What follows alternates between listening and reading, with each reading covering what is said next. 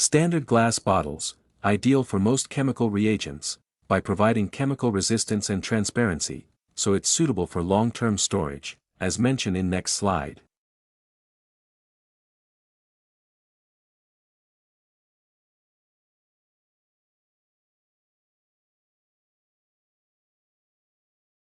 Amber glass bottles, or brown glass bottles, protect light-sensitive reagents from ultraviolet degradation, and suitable for long-term storage as well, as mentioned in next slide.